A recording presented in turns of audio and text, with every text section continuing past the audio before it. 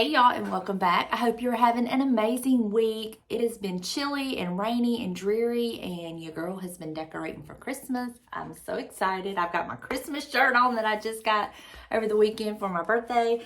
But today we're going to be picking up reading from our devotional, Raised Devotionals by Ida Mae Couch. I have my King James Bible here, and the title of today's devotion is Storms on the Horizon. And this is kind of long, so let's just get started and see how God's going to minister to us. Storms on the horizon.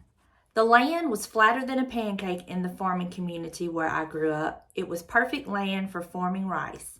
The land was open and you could see the horizon all the way around with almost no obstructions. During the summer, I remember intense, dark, and ominous skies when storms loom on those horizons. I could see fingers of lightning stretch down to the ground or watch them branch out like limbs on a tree. The rumbles of their thunder could be heard and felt well before the storm arrived. They were the warning of what was coming. I didn't like storms.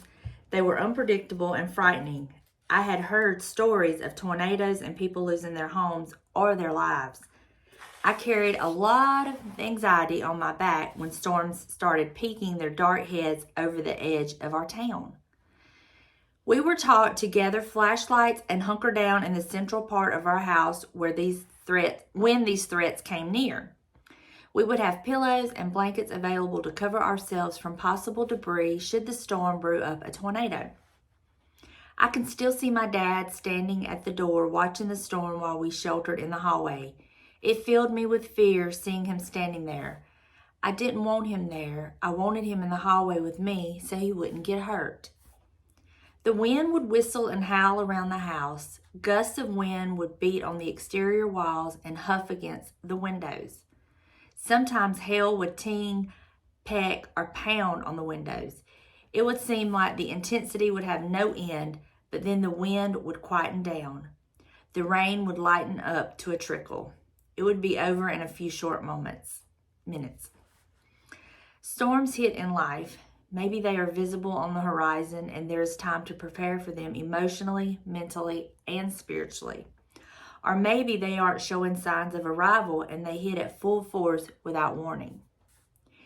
If a storm of life were to hit today, warned or not, how would you handle it?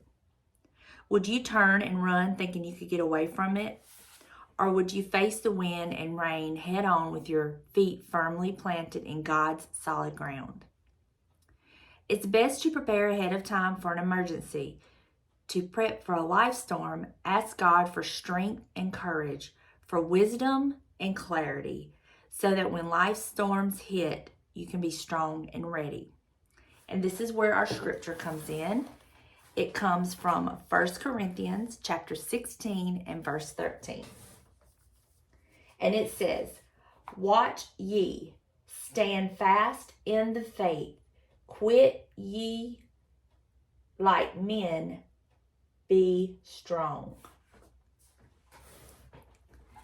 After a storm passed over the farm, we would go outside to assess if there was any damage. Rain would still be falling as the clouds headed on to the east. The sun would smile on the raindrops, and a bright, beautiful rainbow would drape over the land.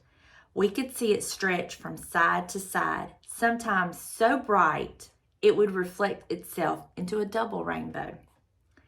In my personal experiences, whenever I've gone through a storm, there are blessings on the other side that I could never have imagined.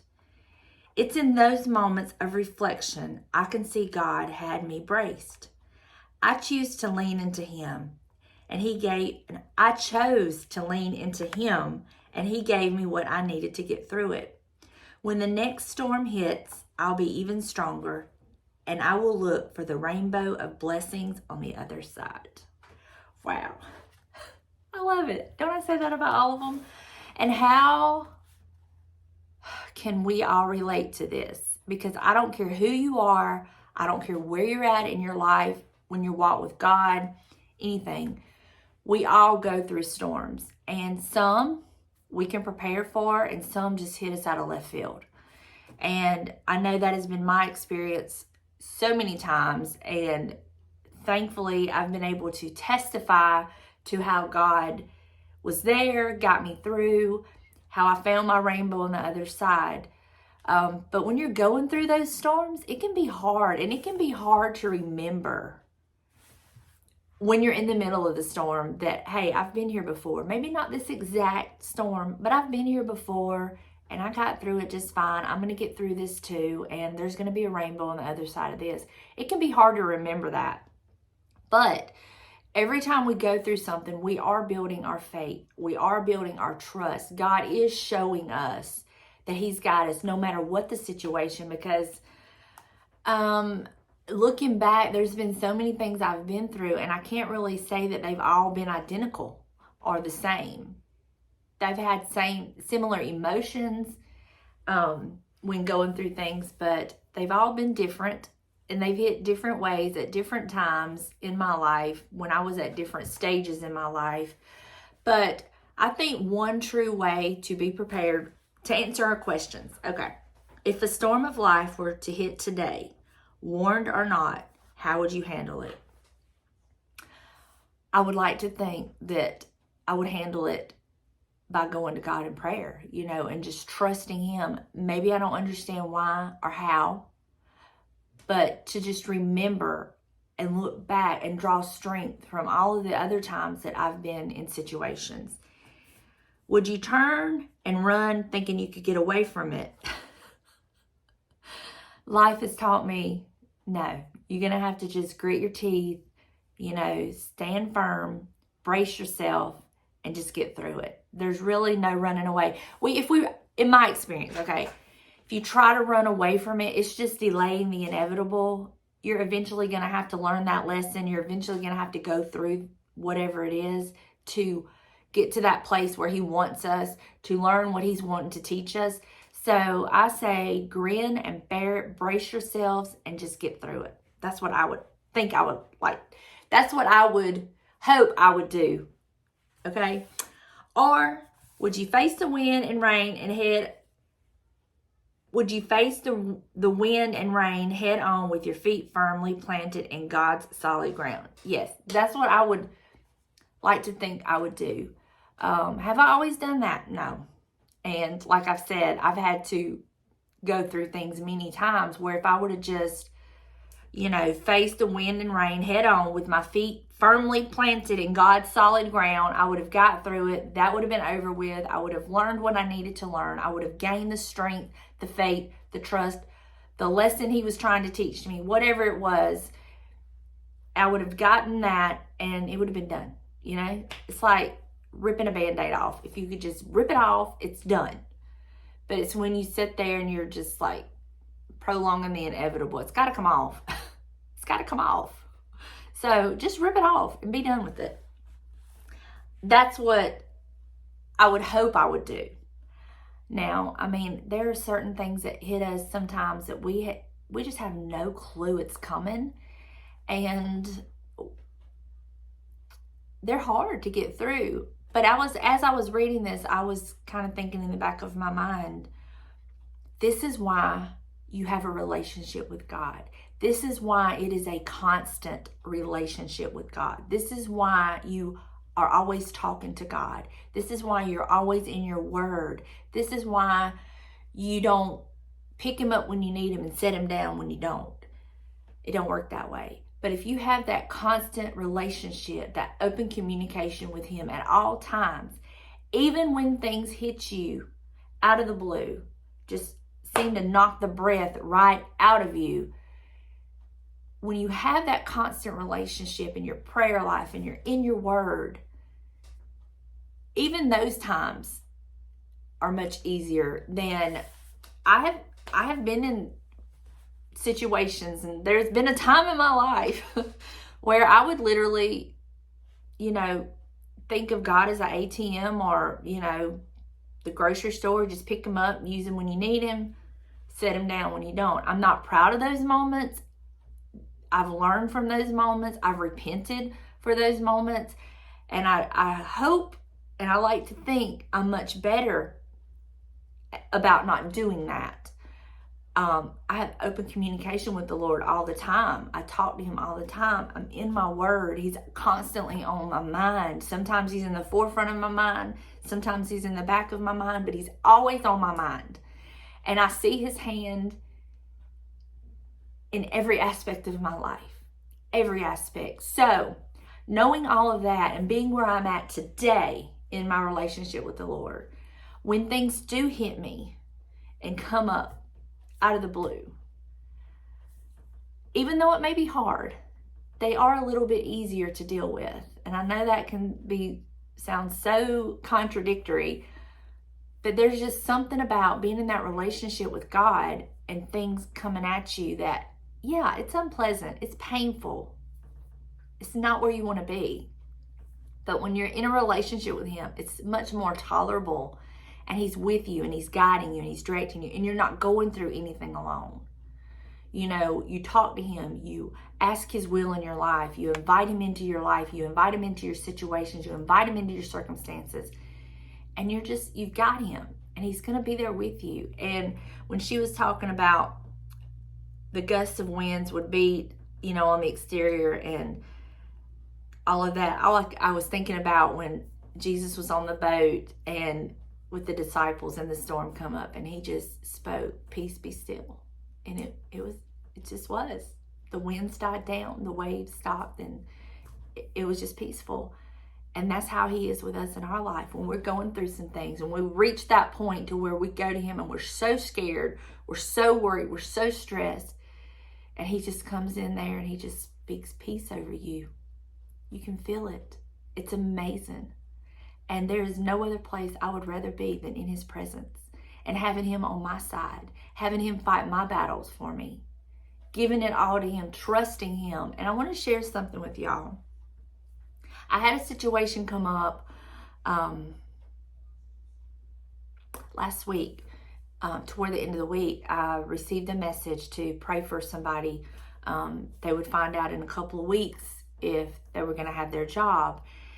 And I've been there. That's a scary time. It's scary to not know if you're going to have a job or not. I've been there, and I was reminded of that. And I began to pray for this person and to pray for their job. And I was like, Lord, protect their job, let them have their job. And then the Spirit just hit me, and it was like, but what if I have something better for them? And I stopped praying that the Lord would let their job be safe, because I don't want to block or hinder anything God has for them. Sometimes it looks like your world is falling apart when actually it's falling into place. And so I was like, oh my Lord, yes. I said, your will be done in this person's life and in this situation. You're in complete control. If you have something better, your will be done. If it's for this person to keep their job, your will be done, God. I don't want to pray away anyone's blessings from God, and you just never know if your prayer is the one that he's gonna, answer. So we must be very, very careful when we're praying about situations, is what I'm getting at. To say, Lord, from where I'm sitting, let their job be okay. Please don't let them lose their job and be stressed and worried, especially right here at the holidays, about what they're going to do about a job. But ultimately, God, your will be done. I want God's will to be done in that person's life. Just like when I pray for myself in situations in my life or my children's lives or family or friends, whatever, in your lives, I pray for y'all.